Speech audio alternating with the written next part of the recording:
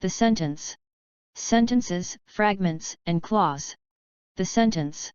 A sentence is a group of words that contains at least a subject and a predicate and expresses a complete thought. Take note of the word complete. If the thought is not complete, then the group of words is not a sentence but a fragment. It is important that you learn to write and speak in sentences, that is, learn to express yourself in complete thoughts and not in fragments or dependent clauses. Sentences are made up of clauses. A clause is a group of words containing a subject and a predicate and may be used as part of a sentence. The subject of the clause is what is spoken about while the predicate is what is said about the subject.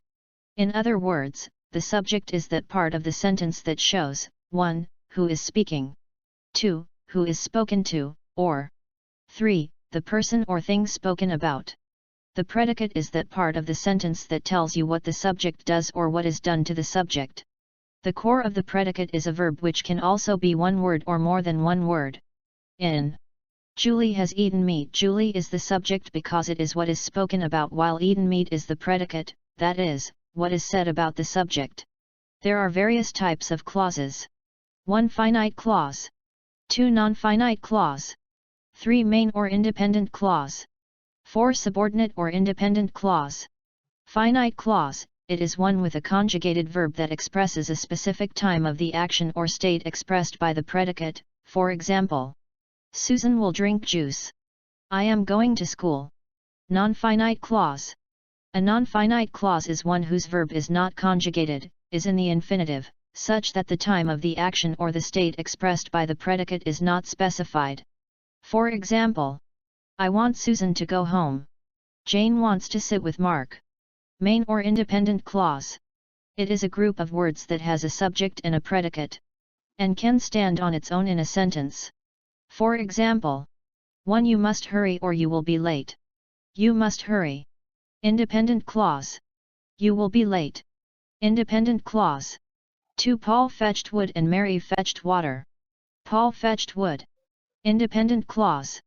Mary fetched water. Independent clause. Subordinate or dependent clause. It is a group of words that has a subject and a verb but does not express a complete thought and therefore, cannot stand on its own in a sentence. It modifies and therefore it must be used with an independent clause. It is always introduced by a subordinating conjunction. For example, 1. The people scrambled over the drink because they were hungry. The people scrambled over the drink. Independent clause. Because they were hungry. Dependent clause. 2. After the wind ceased, we went to church. After the wind ceased. Dependent clause. We went to church.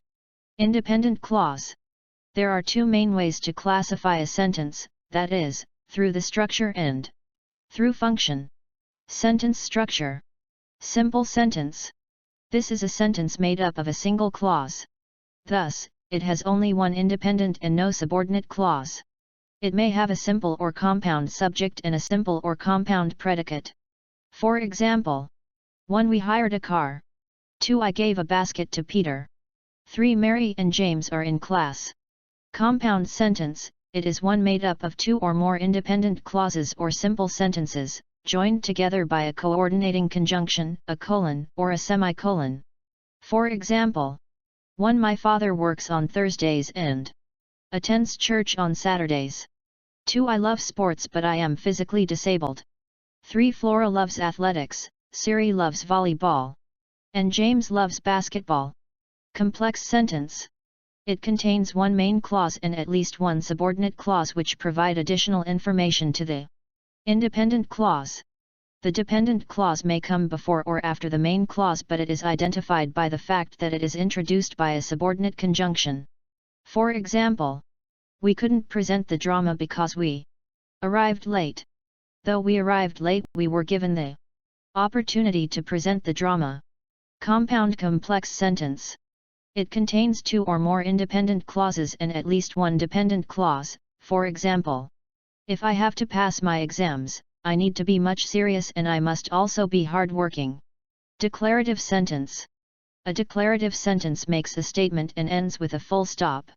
It says something about a noun, that is, a place, person, thing or idea. For example, 1. I know John's hobby. 2. Mulu is 10 years old. 3. The pen is on the table. Interrogative sentence. It asks a question and ends with a question mark, for example. 1. Do you know John's hobby? 2. How old is Mulu? 3. Where is the pen? Imperative sentence. It makes a request or a command. It ends with a period. Imperative sentences usually have an understood subject you. For example, 1. Go in. 2. Please, give me the bag. 3. Get some water and drink. Exclamatory sentence. It expresses a strong or sudden feeling or a surprise. It ends with an exclamation mark. What? I can't imagine that she did it. If this presentation has helped you, subscribe, like and share with friends. The sentence.